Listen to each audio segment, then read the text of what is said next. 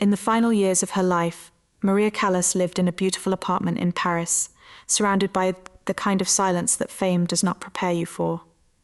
Outside, the world still remembered the legend. They remembered the woman in black gowns, the diamonds, the dramatic eyes, the severe cheekbones, the hands lifted in anguish under the lights of La Scala. They remembered the voice that could turn a single phrase into a wound. They remembered the diva who did not simply sing opera, but seemed to bleed through it.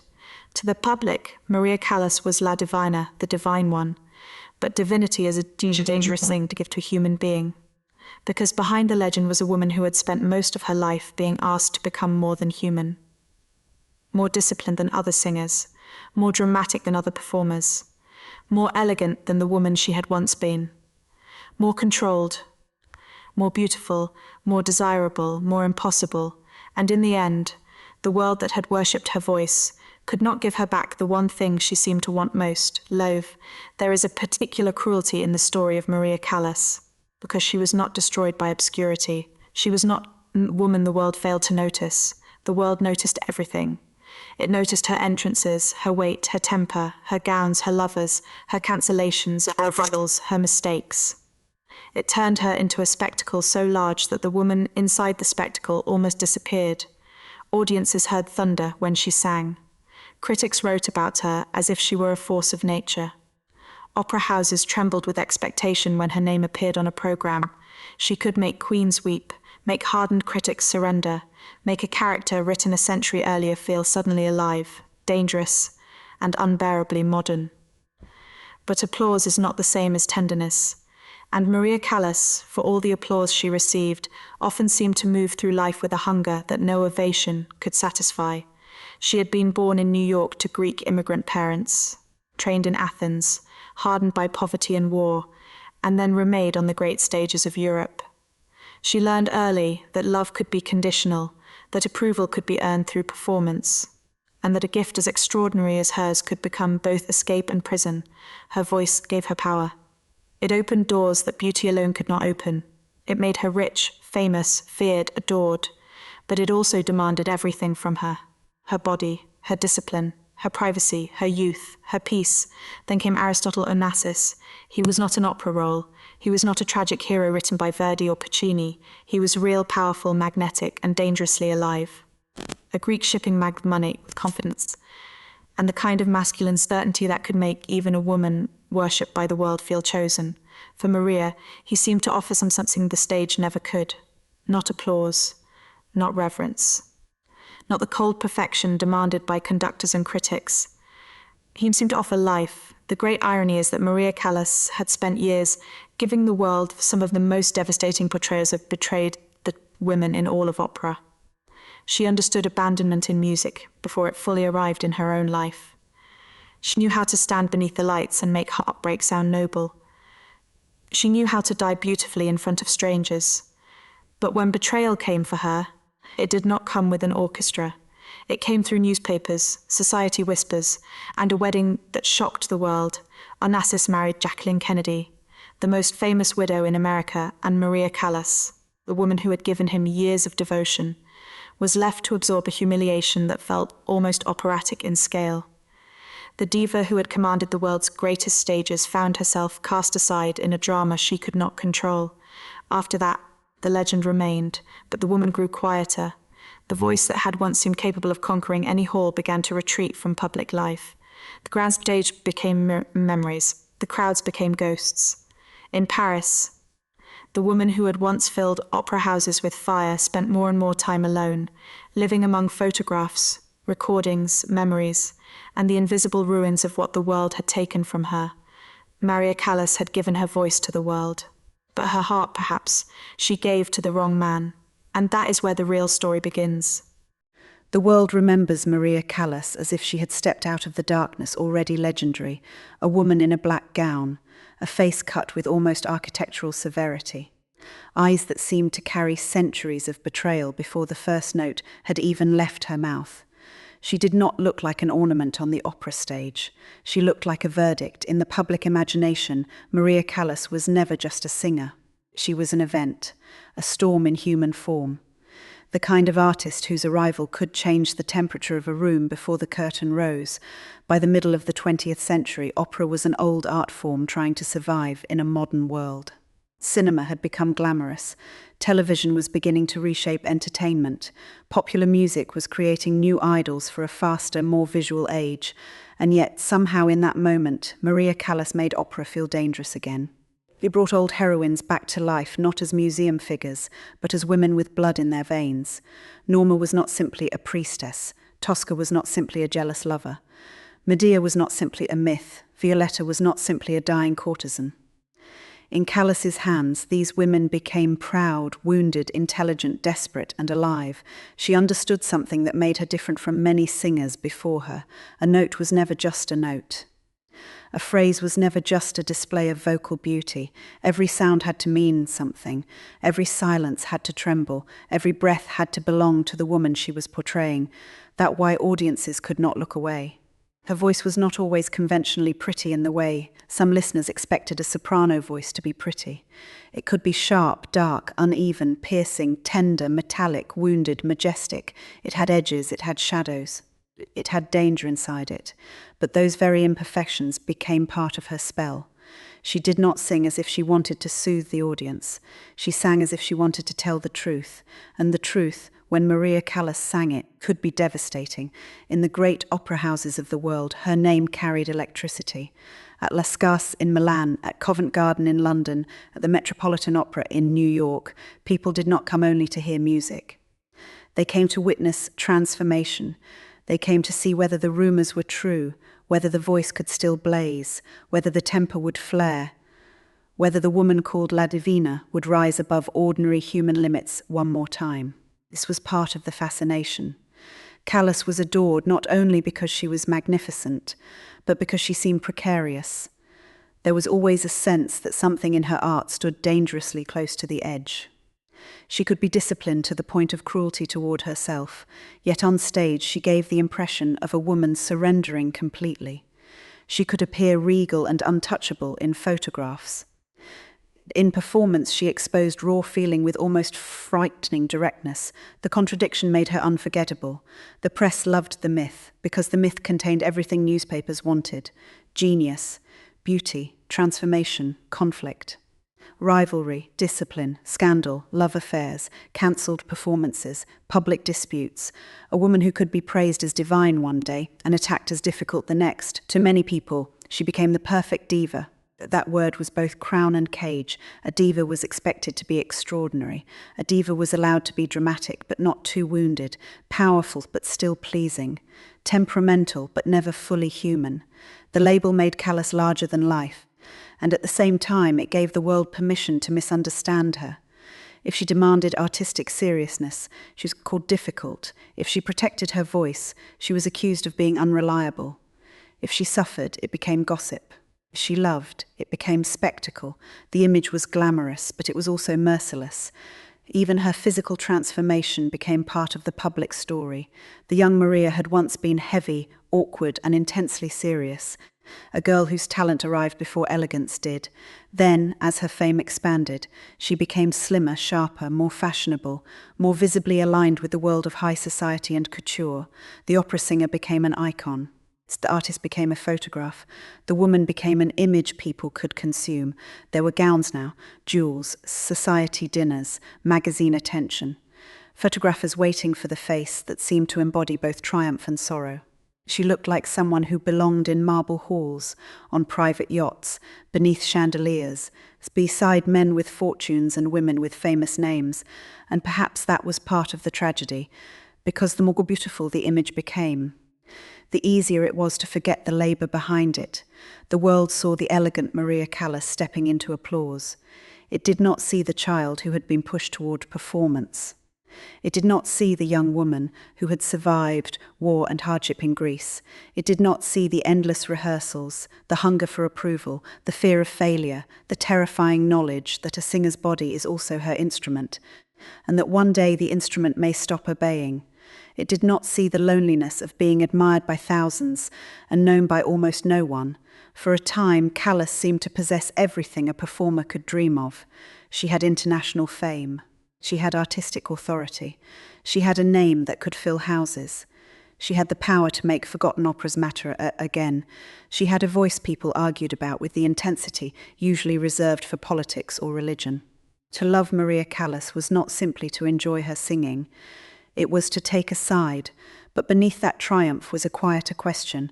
What happens to a woman when the world falls in love with her pain, but does not protect the person who has to live with it? Maria Callas gave audiences suffering so beautifully that they applauded it. Night after night, she became women who were betrayed, abandoned, sacrificed, humiliated, consumed by love, destroyed by pride, or left with nothing but the ruins of devotion. She knew how to make heartbreak sound magnificent. She knew how to turn despair into art. But somewhere behind the curtain, the roles began to resemble warnings. And long before the world watched her private life become another public drama, Maria Callas had already built her legend on the most dangerous exchange of all. She had learned to turn pain into applause.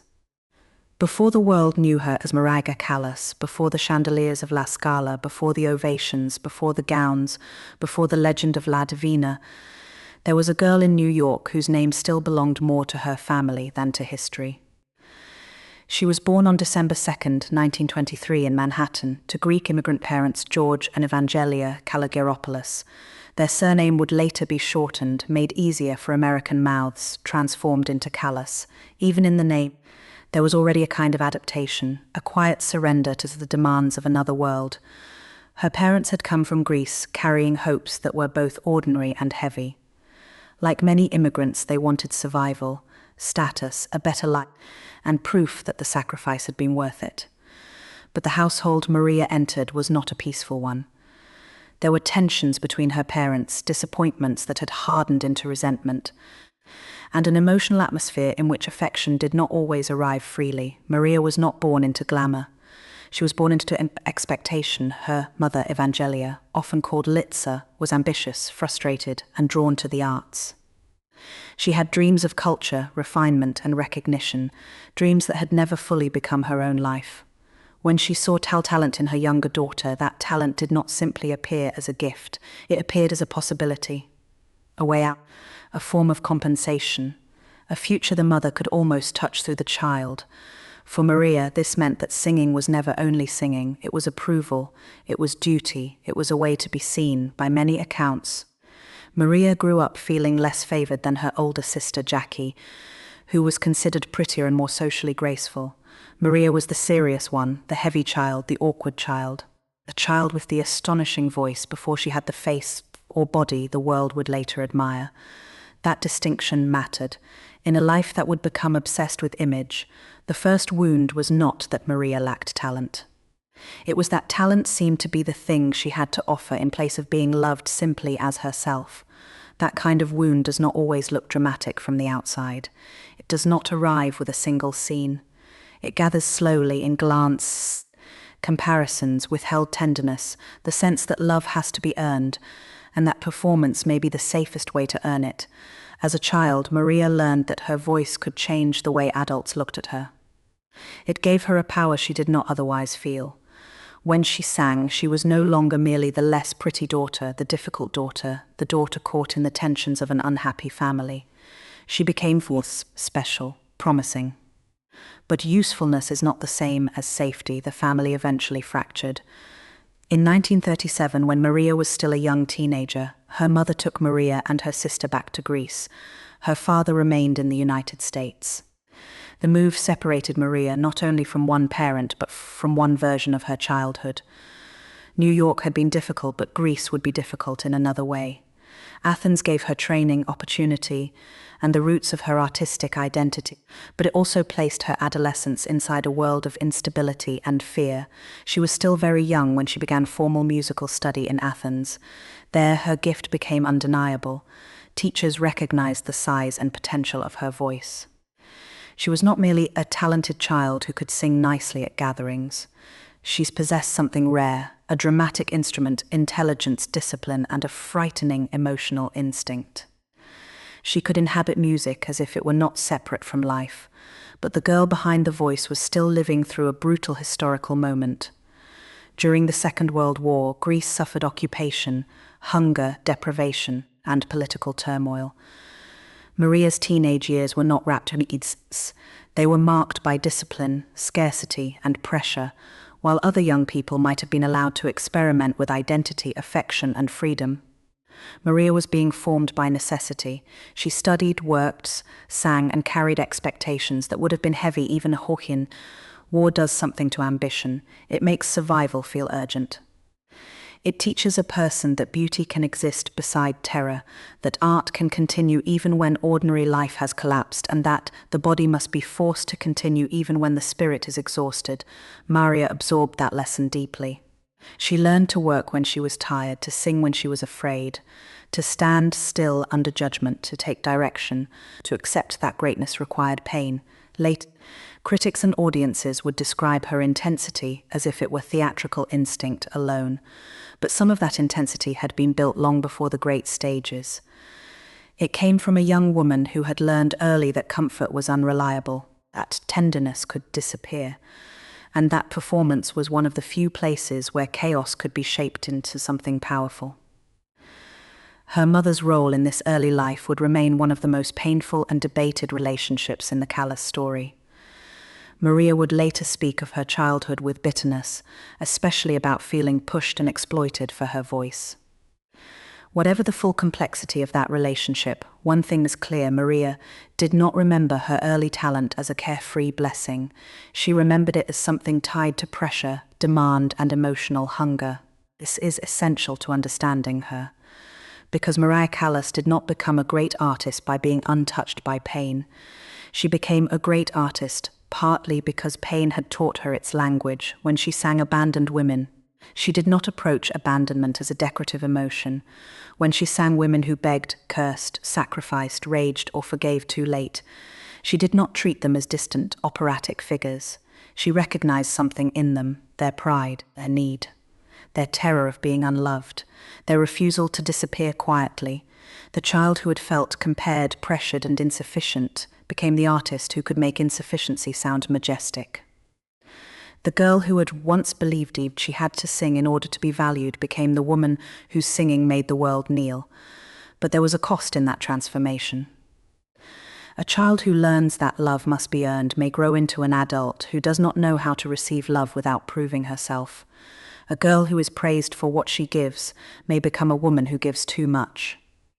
A young singer trained to turn suffering into beauty may one day mistake suffering for destiny. For Maria, music was the first escape. It gave her identity when family life gave her conflict. It gave her authority when childhood gave her insecurity.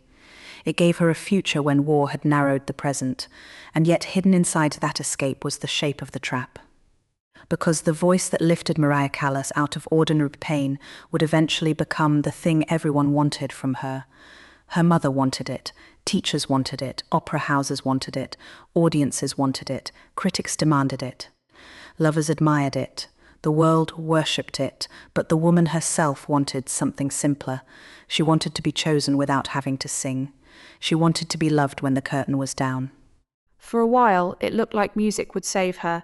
In Athens, Maria Callas was no longer simply the difficult daughter, the awkward girl, the child caught between an ambitious mother and a fractured family. In the conservatory, she became something else. She became a voice, a phenomenon in formation, a young woman whose body seemed to contain more sound than anyone expected, whose seriousness could appear almost frightening, whose hunger to learn had the force of survival behind it. She studied with discipline that was not gentle. Her teachers saw that she possessed not just volume but instinct. She could read a score and search for the human being inside it. She did not want to make music decorative. She wanted to understand why a woman on stage suffered, why she pleaded, why she betrayed, why she died. Even before life had given her all the wounds that would later darken her art, she seemed to know that opera was not about beautiful noise. It was about emotional truth made enormous. Her first escape was not glamorous. It was not lit by flashbulbs or dressed in couture. It was work. Rehearsal rooms, lessons, corrections, hunger, fear, the feeling that every opportunity might vanish if she did not seize it hard enough. She was still young when she began appearing on stage in Greece. The war years did not offer the kind of artistic childhood that people later imagine when they speak of prodigies. There was nothing soft about her rise. The country was suffering. Daily life was uncertain. Food, money, safety, and future all had to be worried over.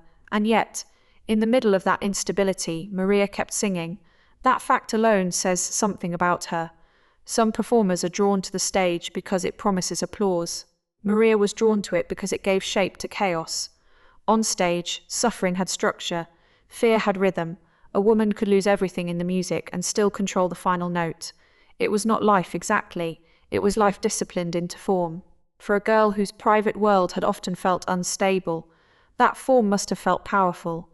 The opera house became the place where pain could be transformed into authority. In ordinary life, she might be judged for her appearance, her intensity, her hunger, her awkwardness, her need. On stage, those same qualities became useful. Her intensity became presence. Her hunger became drive. Her awkwardness disappeared beneath character. Her need became sound. And slowly, she began to discover the strange bargain that would define her life. The more completely she disappeared into music, the more visible she became. In 1940s Athens, Maria was not yet the polished international diva the world would later recognize. She was young, heavy, determined, and often emotionally raw. But there were already signs of the artist she would become. The voice was large, dark, flexible, and dramatic. It could move through roles that demanded power and roles that demanded agility. It could sound wounded one moment and imperial the next. More importantly, she had a theatrical intelligence that made people pay attention. She did not simply stand on stage and sing. She listened. She reacted. She built a character from the inside. Her face, her hands, her posture, the silence before a phrase, the way she turned toward another performer, all of it mattered. This was not common in the world she was entering. For many audiences, opera had long accepted a separation between singing and acting. A great voice could be enough. A singer could stand, deliver the music, and be forgiven for not fully becoming the character. But Maria wanted something more dangerous. She wanted the voice and the body to tell the same story. She wanted the emotion to be believed. That desire made her thrilling. It also made her vulnerable, because to perform that way, she had to open doors inside herself that might have been safer left closed. She had to find humiliation, longing, jealousy, rage, tenderness, pride, despair, and make them usable. She had to turn private feeling into public art. And when an artist learns to do that too well, the boundary between stage and the soul can begin to blur. At first, though, everything still pointed forward. Music gave her a road out. It promised a future larger than the rooms of her childhood, larger than family disappointment, larger than wartime Athens. With every role, every rehearsal, every difficult lesson, Maria was building the person she needed in order to survive the world ahead. She was not yet elegant, but she was formidable. She was not yet loved by the world, but she was impossible to ignore.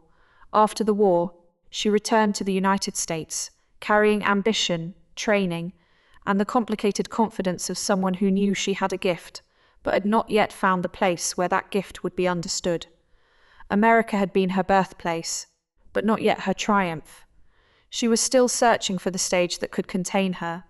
That search which eventually took her back across the Atlantic, into the European opera world, where reputations were made brutally, quickly, and often without mercy. It would lead her to Italy, to the language and repertoire that would become central to her myth. It would lead her toward conductors, impresarios, critics, rivals, and audiences who would either worship her or wound her, sometimes in the same breath.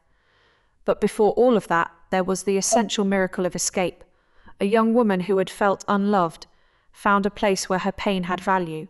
A daughter who had been pushed toward performance discovered that performance could become power. A girl who had once been measured against her prettier sister began to build a world where beauty would no longer be enough, because no one could sing like her. For a moment, the future seemed almost generous. The voice was opening doors. The stage was giving her a self. Every sacrifice could be justified by the promise of greatness waiting somewhere ahead. But greatness is rarely a rescue without conditions. It asks for devotion first, then discipline, then the body, then privacy, then peace. And finally, If the world's the artist enough, it may begin to ask for the person herself. Maria Callas had found her escape. She did not yet know that escape could become another kind of captivity. The world did not open for Maria Callas all at once. It opened like a heavy door being forced slowly from the inside. When she returned from Greece to the United States after the war, she was not yet the myth the world would later worship. She was a young singer with a vast instrument, serious training, and a hunger that had been sharpened by years of instability. But talent, even extraordinary talent, does not automatically find its place. Opera was filled with gifted singers waiting for a chance, and Maria was not the obvious kind of star the industry knew how to package. She was intense. She was ambitious. She was not soft. She did not have the easy glamour that managers love to sell. Her voice was huge, dramatic, unusual, capable of terrifying power, but also not simple. It did not fit neatly into one category. She could sing with the force of a dramatic soprano, yet she could also move through music requiring agility and precision. That flexibility would one day make her revolutionary. At first, it made her difficult to define. And artists who cannot be defined are often misunderstood before they are celebrated. Her early path was not lined with easy acceptance. She auditioned, searched, waited, and kept pushing toward the stages where she believed she belonged. The decisive turn came not in America, but in Italy, the country that would become central to her legend. Italy was where opera still carried the weight of national memory. The theatres were not simply venues, they were temples of judgment. A singer could be made there, but she could also be destroyed there. Maria arrived with something more powerful than polish. She arrived with necessity. In 1947, in Verona, she made a major Italian debut in Ponchielli's La Gioconda. It was not merely a performance, it was the beginning of a collision between a woman and an art form that had been waiting, perhaps without knowing it, for someone like her.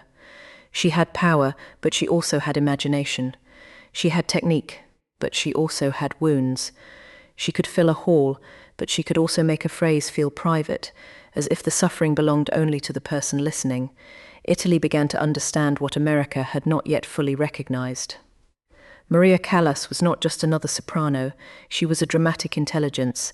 The man who became crucial to this ascent was Giovanni Battista Meneghini, an older Italian industrialist who entered her life as admirer, protector, husband, boss, and manager. He was wealthy, attentive, and useful in a world where a young singer needed not only talent, but backing, strategy, and protection. To Maria, who had known emotional uncertainty for much of her life, Meneghini offered a kind of structure. He believed in her career. He helped support the machinery around it. He gave her a degree of stability at precisely the moment her professional life began to accelerate. Their marriage would later become complicated, and eventually it would collapse under forces neither of them seemed able to control. But in the beginning, Meneghini was part of the architecture of her rise. He stood beside the artist while the world learned her name.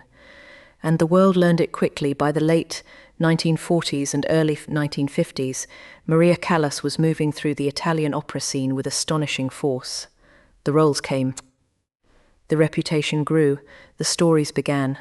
There was something almost impossible about her range. She could take on the great dramatic parts that demanded volcanic intensity, then turn toward bel canto roles that required elegance, control, and dazzling musical precision. She did not treat old scores as relics. She treated them as living documents of female suffering, pride, and survival. She helped revive works that had been neglected or treated as mere showcases. With Callas, bel canto was not just a display of beautiful vocal ornament, it became drama. Every run, every frefinissimo had psychological meaning. Ornament was no longer decoration, it was thought, it was panic, it was seduction. It was power trying not to break. This was part of her genius. She understood that the old heroines of opera were not passive victims waiting to sing prettily before dying. They were women trapped by systems, by fathers, lovers, kings, priests, jealousy, politics, poverty, reputation, and desire. Callas did not make them modern by changing them. She made them modern by revealing what had always been inside them. At La Scala in Milan, her legend deepened. La Scala was not forgiving. Its audience could be severe, its critics demanding, its traditions immense. But Callas seemed built for that pressure.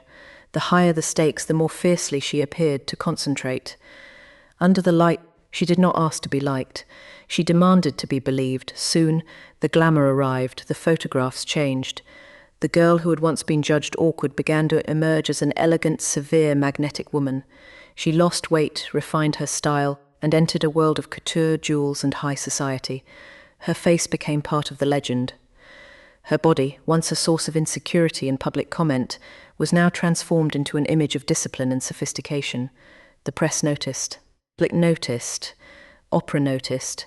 But transformation is rarely as simple as triumph. For Maria, becoming beautiful in the eyes of the world did not erase the older wound of feeling unwanted. It only created a new kind of scrutiny. Now the same public that admired her voice also judged her appearance. The same newspapers that praised her artistry could earn and dissect her body, her expressions, her temperament, her choices. She had escaped invisibility, only to become visible in ways that no person can fully control. Still, at the height of her rise, the sense of possibility was enormous. She sang Norma, and audiences felt the grandeur of a woman divided between sacred duty and forbidden love. She sang Tosca, and jealousy became not a weakness but a human terror. She sang Violetta, and the dying courtesan seemed less like a fragile victim than a woman lucid enough to understand the price of being desired. She sang Medea, and ancient rage entered the modern theatre with terrifying force. Each role expanded the myth. Each triumph made the expectation heavier. The opera world began to speak of her not merely as an exceptional performer, but as someone who had changed the standards of performance itself. She restored dramatic seriousness to roles that had sometimes been treated as vocal exhibitions. She insisted, by the force of her example, that a singer must act with the voice, the body, the silence, the entire being. That kind of greatness can look glamorous from the outside. Inside it is exhausting, because once an artist has shown the world that she can perform at that level, the world begins to demand the miracle every night. Not occasionally. Not when rested, not when emotionally whole. Every night, every role, every entrance, every note must justify the legend. And legends are not allowed to be tired. Maria's career rose in an atmosphere of almost religious expectation. People came to hear greatness, but also to inspect it. They wanted the thrill of the impossible. They wanted the high notes, the fury, the tears, the evidence that La Divina was still divine. If she succeeded, they worshipped her.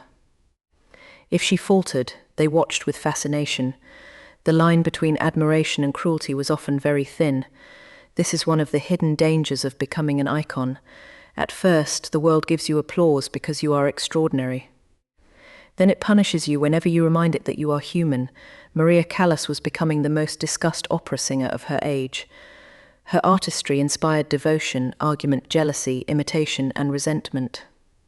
She was admired by some as a revolutionary and criticized by others as controversial, difficult, too dramatic, too intense, too unpredictable. But even those who disliked her could not ignore her. She had become the center of the room. And for someone who had spent so much of childhood wanting to be seen, that must have felt like victory, yet visibility did not bring peace. The greater her fame became, the more public her life became. Her marriage, her body, her professional choices, her cancellations, her rivalries, her moods all became material for a world hungry for drama. Opera had always contained passion, but now Callas herself was being turned into an opera off stage. The woman who had given voice to tragic heroines was slowly becoming one in the public imagination. The world opened, yes. It opened with stages, applause, money, travel, power, and glamour. It opened with Milan, London, New York, Paris, and all the rooms she had once seemed unlikely to enter. It opened with flowers thrown at her feet and critics searching for new words to describe what she could do. But it also opened onto another landscape entirely, one of surveillance. Expectation, emotional hunger, public judgment, private fatigue, and then, as if fame had not already demanded enough from her, another world began to pull her toward it. Not the world of opera houses, the world of yachts, billionaires, political widows, aristocrats, and private islands. A world where money could bend reality, where charm could feel like destiny, and where a woman who had been worshipped for her voice might suddenly believe she was being desired for herself. Maria Callas had conquered the stage, but the stage was not the only place where she wanted to be chosen. and soon she would meet the man who seemed to offer an escape from the very legend she had built.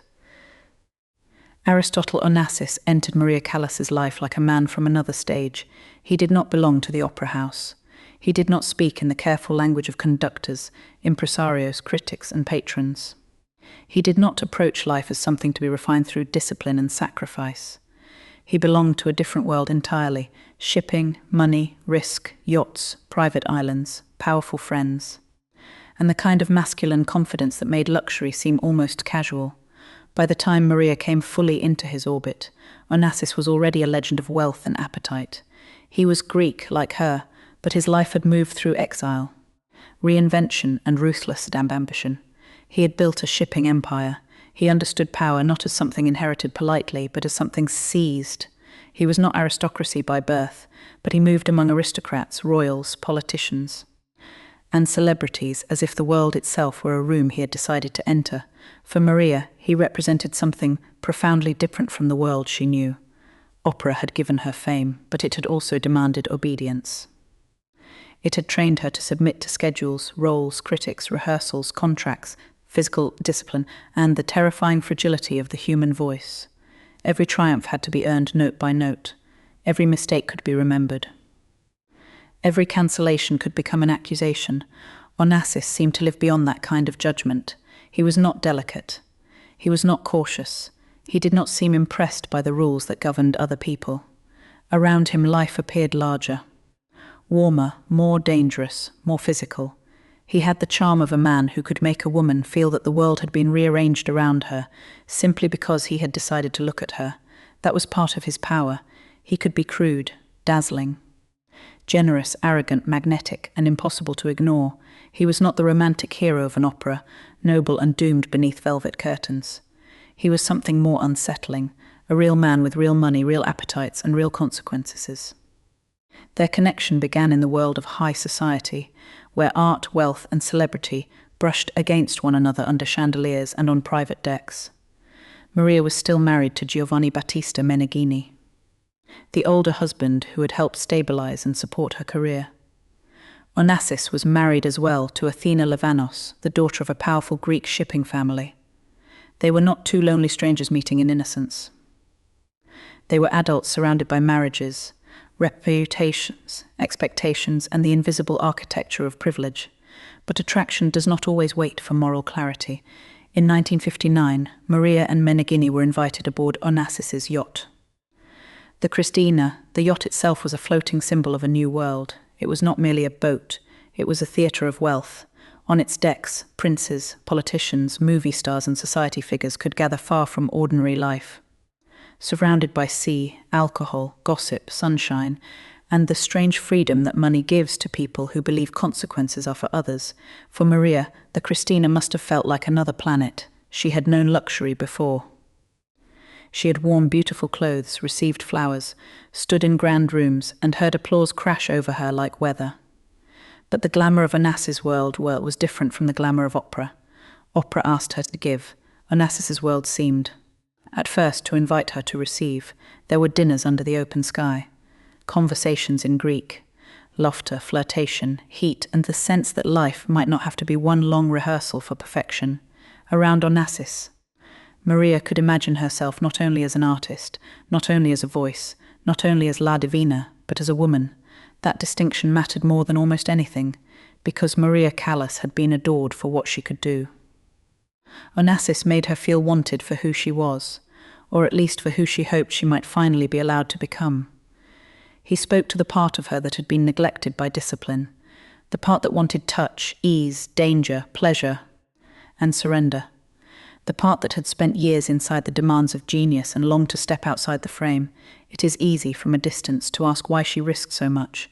She had fame, she had a husband, she had artistic authority. She had built a career that most singers could not even imagine. Why endanger it for a man known for power, appetite, and restlessness? But that question misunderstands the wound. Maria did not simply want romance. She wanted rescue from the identity that had made her famous. She wanted someone strong enough, rich enough, and reckless enough to pull her out of the opera house and into life. She wanted to be more than the woman who sang suffering beautifully for strangers. She wanted to experience something that belonged to her alone. Onassis appeared to offer exactly that. With him, Maria entered a world where rules softened. Schedules mattered less. Discipline gave way to desire. The great soprano who had spent years mastering the impossible began to let herself be mastered by feeling. To some around her, this may have looked like madness. To Maria, it may have felt like freedom. But freedom built around another person's appetite is never entirely safe. The early warning signs were there, even if love made them easier to ignore. Onassis was not a man who belonged quietly to anyone. He was accustomed to possession without surrender. He admired exceptional women, but admiration is not devotion. He loved brilliance, but he also loved conquest. He could make a woman feel chosen. But he did not necessarily know how to make her feel secure. Maria, however, had spent her life reaching towards security in places where it was difficult to find. She had sought it in her mother's approval, then in the stage, then in discipline, then in the public's applauses, then in marriage. Each had given her something. None had fully healed the loneliness beneath. Onassis touched that loneliness with terrifying precision. He seemed to understand the language of Greek identity, exile, ambition, and grandeur. He did not look at her as an untouchable goddess. He looked at her as a woman he could claim, for someone tired of being worshipped. Being claimed can feel dangerously like being loved. As their relationship deepened, Maria's life began to shift. The balance between art and love, always delicate, became unstable. She had once built her days around the voice. Now another centre of gravity appeared. Onassis did not ask for the kind of devotion opera asked for. He asked for a different kind: emotional availability, presence, surrender, the willingness to enter his world and orbit his power. Maria had always known how to give herself completely. That was the gift that made her great. It was also the weakness that love could exploit. Her marriage to Meneghini began to collapse. His role in her life had been practical, protective, managerial, and deeply tied to her career. But he could not compete with the force Onassis represented. Meneghini belonged to the architecture of Maria's professional ascent. Onassis belonged to fantasy, escape, and danger. One man had helped build the diva. The other seemed to promise the woman a life beyond the diva. The tragedy was that Maria believed these two lives could be separated. She believed, perhaps, that she could step away from the machinery of fame and still remain whole. She believed she could give less to the stage and more to love, without losing the structure that had held her together for so long. She believed that the man who awakened the woman beneath the legend would also protect her once that woman emerged. But Onassis did not enter her life as a protector in the way she needed. He entered as a force. And forces do not ask what they destroy. To the world, the relationship was irresistible. It had all the ingredients of scandal: the divine opera singer, the Greek tycoon, the abandoned spouses, the yacht, the wealth, the rumours, the emotional excess. Newspapers could not resist it. Society could not stop watching.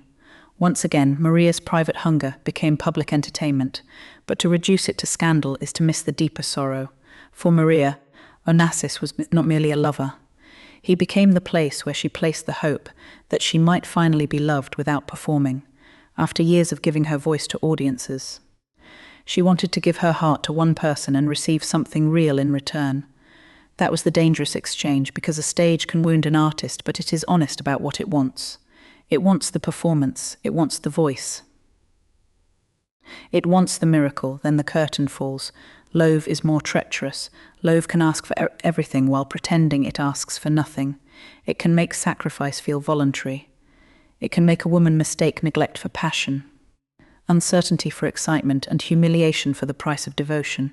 Maria Callas had spent her career portraying women who loved men beyond reason, beyond dignity, beyond survival.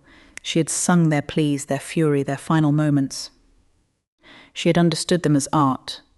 Now, slowly, painfully, she was beginning to understand them as life. And once Aristotle Onassis became the centre of that life, nothing in Maria Callas's world would remain untouched, not her marriage.